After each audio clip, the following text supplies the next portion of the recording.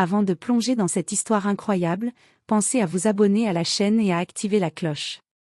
Ici, chaque récit a quelque chose à dire, et vous ne voudrez pas en manquer un seul. C'était un samedi d'été à Atlanta. Le soleil déclinait lentement sur le bitume chaud du quartier résidentiel de Buckhead, enveloppant les façades des maisons victoriennes dans une lumière dorée presque irréelle. Les ombres s'allongeaient sur les pelouses impeccablement entretenues, et le chant régulier des cigales se mêlait au souffle discret des arroseurs automatiques qui tournoyaient en cadence. L'air était lourd mais doux, porteur de cette promesse silencieuse de fin de journée tranquille, presque suspendue dans le temps. Les rues étaient calmes, presque vides, si ce n'est quelques enfants en trottinette et des couples qui promenaient lentement leurs chiens. L'ambiance était celle d'une bulle protégée du tumulte extérieur, un décor paisible, presque trop parfait. C'est dans cette sérénité apparente qu'avançait une femme noire, Naomi Parker, 38 ans, élégante, posée, les bras chargés de sacs en papier brun remplis de fruits frais, de pain artisanal et d'herbes aromatiques. Chaque geste était mesuré, fluide. Ses pas claquaient doucement sur le trottoir propre, rythmé par le frottement léger de ses sandales en cuir. Naomi était connue dans le quartier. Pas pour son exubérance, elle était discrète, mais pour cette présence tranquille, cette grâce naturelle qui forçait le respect sans jamais l'exiger. Professeure d'histoire afro-américaine à l'université de Spelman College, elle était admirée pour la passion qu'elle mettait à transmettre à ses élèves les récits oubliés de leurs ancêtres, les luttes invisibles, les victoires silencieuses. Elle portait ce jour-là une robe en lin bleu ciel, simple mais impeccable, qui ondulait légèrement avec la brise. Ses traits s'étaient relevés en un chignon bas, et ses lunettes de soleil dissimulaient des yeux alertes, curieux du monde mais empreints d'une certaine fatigue. Son regard balaya brièvement la rue. Elle respira profondément, savourant la fin d'une journée bien remplie. Elle pensait déjà au dîner, un plat haïtien qu'elle avait promis d'essayer pour la première fois, en hommage à une étudiante qui lui avait partagé une recette de sa grand-mère. Elle souriait toute seule à cette idée, insouciante, protégée. Alors qu'elle s'apprêtait à ouvrir la porte de sa Tesla Model X blanche, Naomi sentit l'air vibrer derrière elle, comme si l'atmosphère venait d'être brusquement transpercée. Un rugissement de moteur brisa le calme. Un SUV de police noir, marqué Atlanta Police Department, surgit à toute vitesse et freina brutalement à quelques mètres d'elle dans un crissement strident de pneus. Son cœur fit un bond.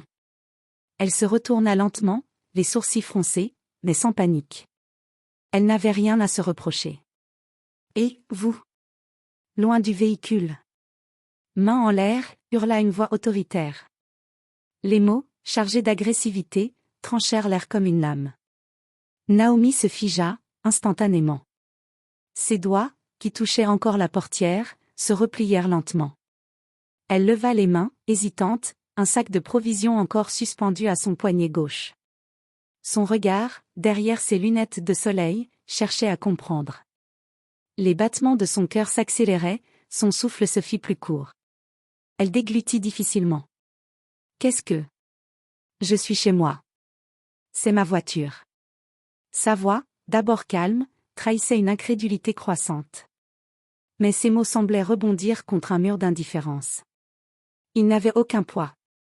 2 policiers venaient de descendre du SUV. Le premier, l'officier Kirkland, blanc, la quarantaine, le visage tendu par des années de tension et de soupçons mal digérés, posa directement la main sur son arme, prêt à dégainer. Son regard fixait Naomi non pas comme une citoyenne, mais comme une menace potentielle. Le second, un jeune officier noir du nom de Reeves, semblait moins sûr de lui. Il regarda brièvement Naomi, puis le véhicule, puis le quartier. Quelque chose dans son regard disait « ça ne colle pas ». Mais il n'eut pas le temps d'ouvrir complètement la bouche. Elle correspond à la description. Même type de voiture. Femme noire, seule, en robe claire, lança Kirkland, d'un ton qui ne laissait place à aucun doute. Reeves hésita. Son regard glissa une nouvelle fois vers Naomi, qui gardait les bras levés, les sourcils froncés, la poitrine se soulevant de plus en plus rapidement. Peut-être qu'on devrait juste vérifier avant de... Mais Kirkland n'écoutait déjà plus. Il s'était précipité vers Naomi, la main sur l'épaule, l'autre tirant violemment son bras. En un instant, elle fut plaquée contre le flanc brûlant de la Tesla, le métal chaud mordant la peau à travers le tissu fin de sa robe. L'impact la coupa brièvement du souffle. Ses sacs glissèrent de ses mains. Les pommes roulèrent sur l'asphalte en dessinant des cercles absurdes dans la scène désormais chaotique. Une bouteille de vinaigre balsamique se brisa, laissant une flaque sombre et collante se mêler aux copeaux de verre et aux tiges de basilic écrasées. « Vous avez le droit de garder le silence. » commença Kirkland, récitant machinalement l'avertissement Miranda tout en lui passant les menottes. Mais Naomi n'entendait presque plus rien. Le son s'était comme distordu, comme si elle regardait la scène de l'extérieur de son propre corps. Une voix dans sa tête répétait en boucle, « C'est une erreur. Ils vont s'en rendre compte. Je suis chez moi. Je suis chez moi. » Autour d'eux, des voisins commençaient à sortir sur leur porche. Certains observaient en silence. D'autres filmaient déjà avec leur téléphone. Une femme blanche, visiblement choquée, s'écria. « Mais, c'est Naomi Parker. Elle habite ici. Qu'est-ce que vous faites ?» Mais les policiers ne réagirent pas. Le poids de l'habitude, celle de ne jamais être remis en question, les maintenait dans leur tunnel de certitude. Le visage de Naomi, collé à la vitre fumée de sa propre voiture, reflétait une injustice brutale et absurde. Ce quartier, cette maison, cette voiture, tout cela était à elle. Pourtant, en quelques secondes, elle n'était plus qu'un corps noir menotté au milieu de son propre décor. Et malgré toute son éducation, ses diplômes, son calme, rien ne l'avait préparée à ce moment précis, celui où son existence pouvait être effacée en une seconde, remplacée par une silhouette suspecte, simplement à cause de sa couleur de peau. Le ton monte. L'air semble s'épaissir. Des voix commencent à s'élever dans le voisinage. Une femme âgée, en robe de chambre, accourt en tenant son téléphone à bout de bras. « Je filme tout. Je la connais, elle habite ici depuis des années. Lâchez-la. » D'autres voisins apparaissent, certains sur leur porche, d'autres dans leurs allées. Des murmures de consternation se répandent comme une traînée de poudre. Mais Kirkland reste sourd. Dans sa tête, l'autorité prime sur le doute. L'image qu'il s'est forgée de Naomi, une suspecte, une possible voleuse, une menace écrase tout ce qu'il aurait pu entendre ou voir. La vérité ne pèse rien face au récit qu'il a déjà décidé. Naomi, toujours plaquée contre la voiture, garde un calme presque surnaturel, mais ses yeux brillent d'un feu intérieur. Elle parle, posément, fermement, sans implorer. « Je m'appelle Naomi Parker. C'est mon véhicule. Ma maison. Mes papiers sont dans mon sac. Je peux vous les montrer. » Elle tente de se tourner pour indiquer son sac, mais à peine sa main esquisse elle un geste que Kirkland, nerveux, interprète ça comme une menace. « Ne bougez pas, hurle-t-il, comme si elle tenait une arme invisible. » Et soudain, d'un geste brutal, il l'attrape par l'épaule, la tire violemment en arrière. Elle trébuche, son genou cogne contre la roue arrière. Ses lunettes de soleil tombent au sol, les verres se fissurant en silence. L'humiliation est totale. Il lui passe les menottes avec la froideur d'un automate. Le métal mord la peau fine de ses poignets. La foule commence à protester plus fort, des cris éclatent. Elle n'a rien fait. Vous êtes en train de commettre une erreur. Mais Kirkland, en sueur, crispé, n'entend plus rien. Dans sa tête, il doit maîtriser la situation. Coûte que coûte. Naomi se redresse tant bien que mal. Elle ne pleure pas. Elle ne crie pas. Elle regarde devant elle, le visage tendu mais digne. Une larme silencieuse coule le long de sa joue. Elle n'est pas pour elle. Elle est pour eux, pour leur ignorance, leur peur, leur aveuglement. Kirkland la pousse vers le SUV. Il ouvre la portière arrière, prêt à la faire entrer. Et c'est à cet instant que le vrombissement sourd d'un autre véhicule fend l'air. Un deuxième SUV de police surgit à pleine vitesse au coin de la rue. Il n'a pas activé la sirène, mais les gyrophares rouges et bleus clignotent avec urgence. Il freine net, à quelques pas de la scène. La portière avant s'ouvre dans un claquement sec, presque théâtral. Un homme en descend avec détermination. Costume sombre impeccablement taillé, insigne plaqué sur la ceinture, regard de glace. Il marche d'un pas rapide et direct, chaque pas frappant le bitume comme un verdict. Le capitaine Elijah Parker. Chef adjoint de la police d'Atlanta. et mari de Naomi. Kirkland observe l'homme approcher, d'abord sans réagir. Il perçoit simplement une silhouette déterminée, aux épaules carrées, au costume sombre, marchant d'un pas précis, méthodique, sans hâte mais sans hésitation. Le silence s'abat sur la scène comme un couvercle. La tension est presque physique, comme une charge statique dans l'air. Kirkland, toujours aux côtés de Naomi, commence à ressentir un malaise diffus. Quelque chose dans la manière dont les voisins s'écartent, dans les murmures qui se taisent, dans les yeux qui se fixent sur l'homme qui approche, lui fait comprendre qu'il n'a plus le contrôle. L'homme s'arrête à 2 mètres. Il ne crie pas. Il ne court pas. Il ne menace pas. Il s'immobilise. Et lentement, d'un geste qui semble peser une tonne, il glisse la main dans sa poche intérieure. Le geste est solennel, mesuré, comme une sentence qu'on s'apprête à prononcer. Il sort un badge d'or massif, poli, lourd, qui capte la lumière du crépuscule. Il ne le brandit pas comme une arme, mais le tend, calmement, à hauteur des yeux. Il ne dit rien. Aucun mot. Aucun cri. Aucun ordre. Juste ce badge, tenu entre 2 doigts, comme un miroir implacable. Le regard de Kirkland tombe dessus. Il lit. Capitaine Elijah J. Parker. Division des affaires internes Atlanta PD. Une décharge glacée traverse son corps. Il recule d'un pas, comme s'il venait de recevoir un coup invisible. Sa bouche s'entr'ouvre, sans émettre de son. À côté de lui, le jeune officier Reeves blanchit. Ses lèvres tremblent légèrement. Il détourne les yeux, confus, mal à l'aise, réalisant toute l'ampleur de ce qu'ils viennent de faire.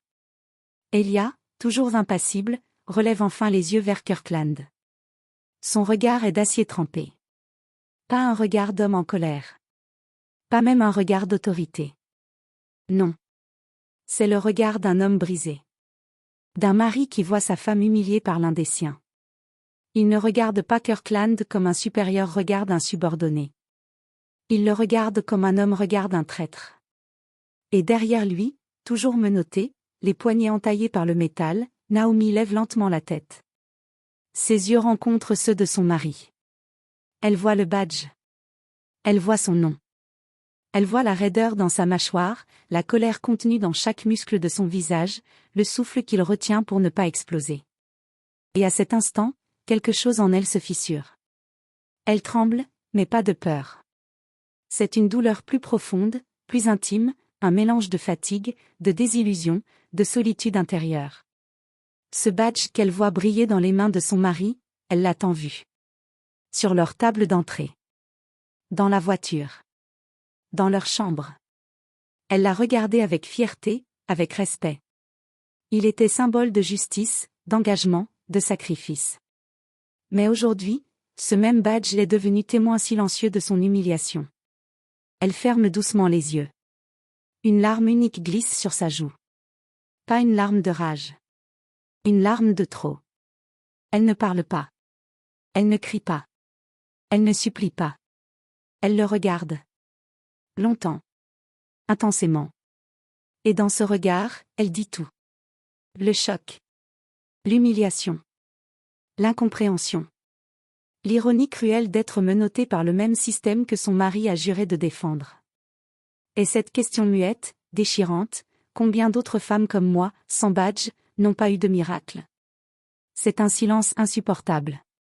Un silence qui hurle. Kirkland n'ose plus bouger. Reeves baisse les yeux. Les voisins, stupéfaits, n'osent même plus filmer. À cet instant précis, le badge d'or ne brille plus comme un insigne de fierté. Il est devenu le reflet d'un système qui vient de se trahir lui-même. Elia s'approche lentement de Naomi, le cœur battant, les mâchoires contractées. Il retire ses gants de cuir noir d'un geste précis, puis sort la clé des menottes attachées au poignet de sa femme. Sa main tremble légèrement, pas de colère, mais d'un mélange insoutenable de honte, de rage contenue et de douleur intérieure. Il s'agenouille devant elle, sans un mot, et insère la clé dans le petit orifice du verrou. Le déclic métallique retentit dans le silence absolu.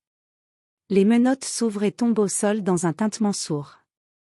Elia lève les yeux vers elle, lentement, comme s'il craignait de rencontrer un mur qu'il ne pourra plus franchir. Ses yeux, d'ordinaire si assurés, sont maintenant chargés d'une tristesse muette. Il veut dire quelque chose, réparer, expliquer, mais il sait qu'il n'y a pas de mots assez puissants pour effacer ce qui vient de se passer.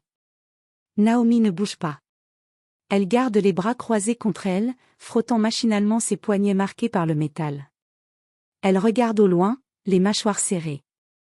Elle évite son regard. Pas par peur. Pas par faiblesse.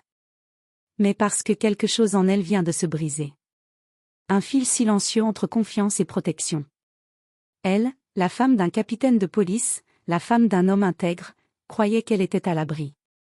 Qu'au moins elle ne vivrait jamais ce que d'autres femmes noires avaient vécu. Mais ce jour-là, le badge de son mari n'a pas empêché l'injustice.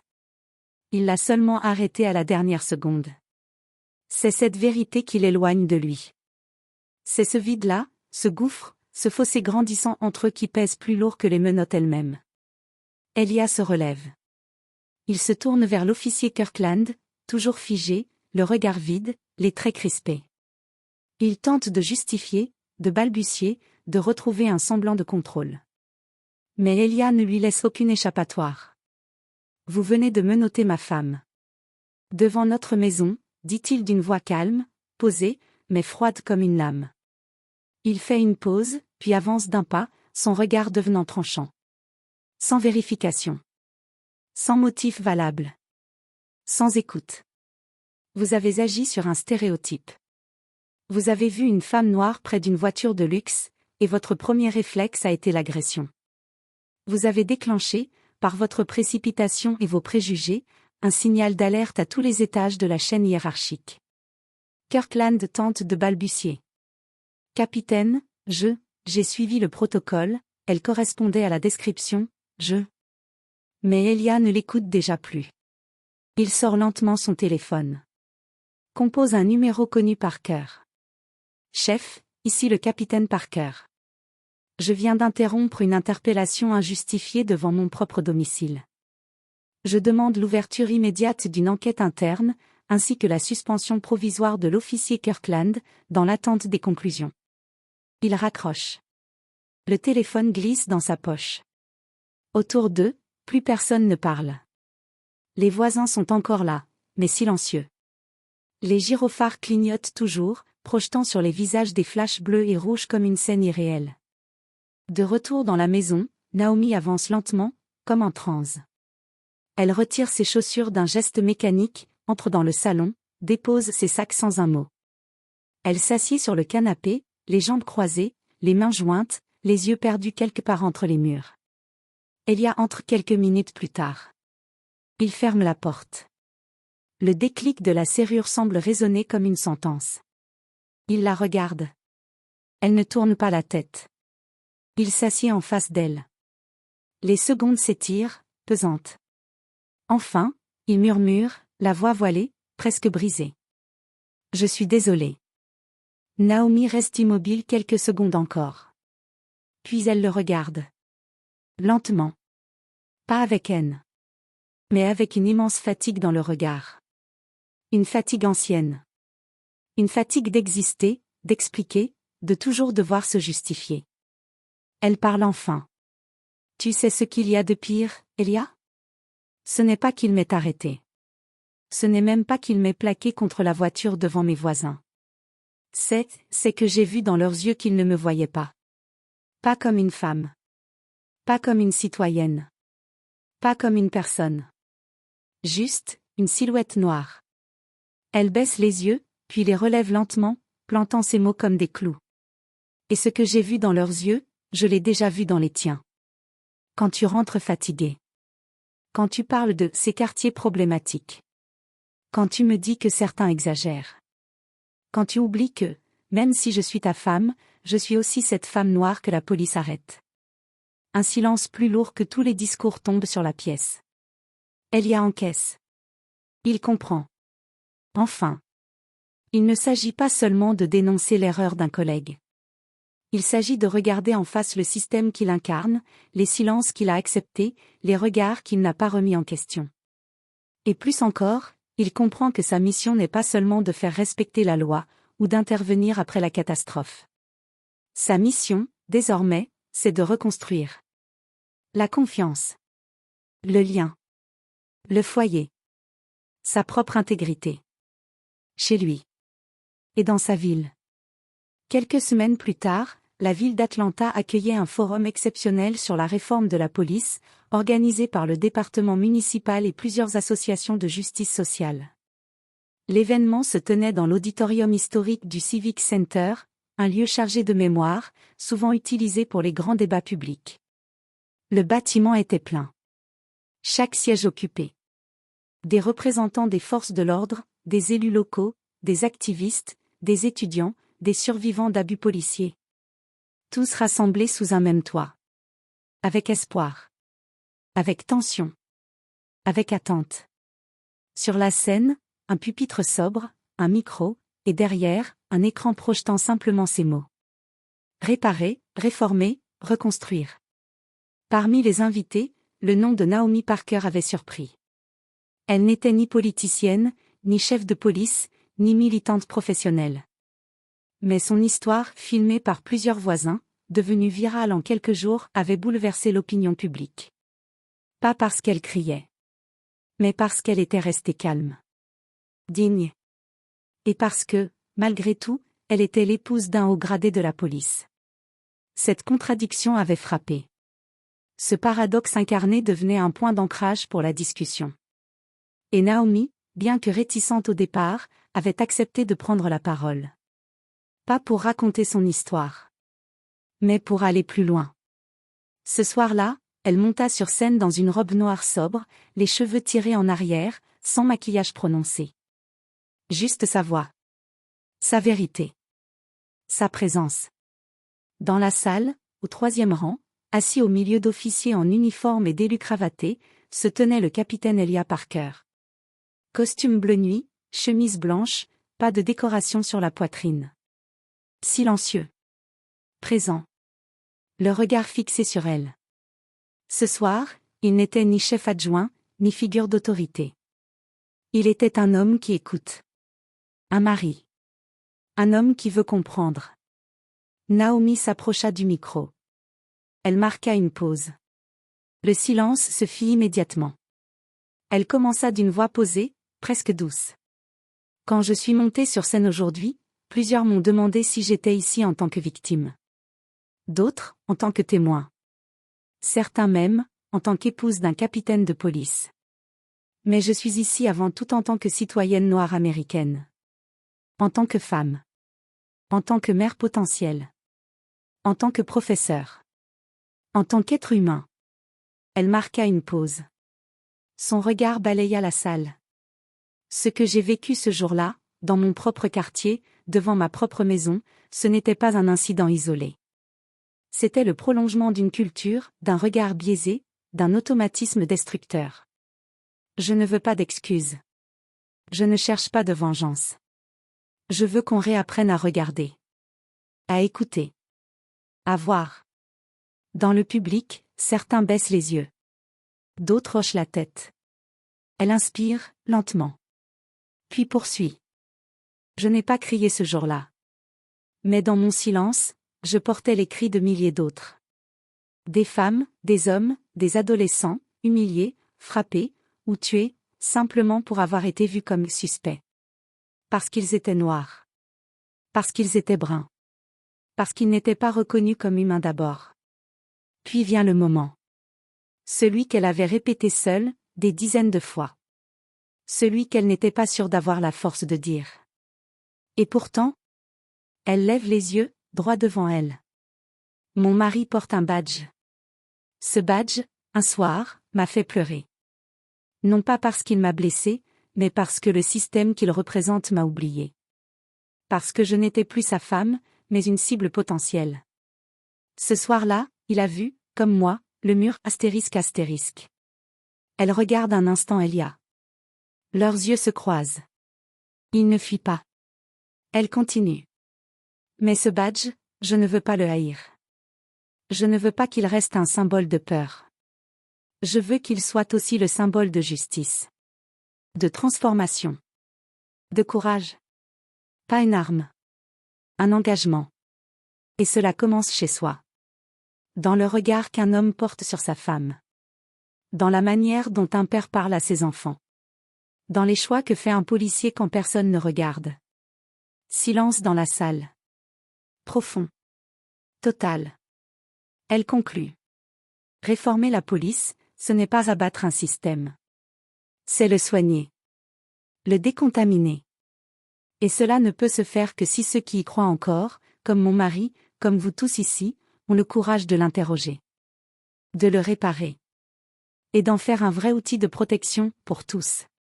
Elle s'écarte du micro. Applaudissements. D'abord timide. Puis puissant. Puis debout. Certains pleurent. D'autres, comme Elia, se lèvent sans dire un mot, les larmes au bord des yeux, le cœur rempli de choses qu'il ne saura jamais dire.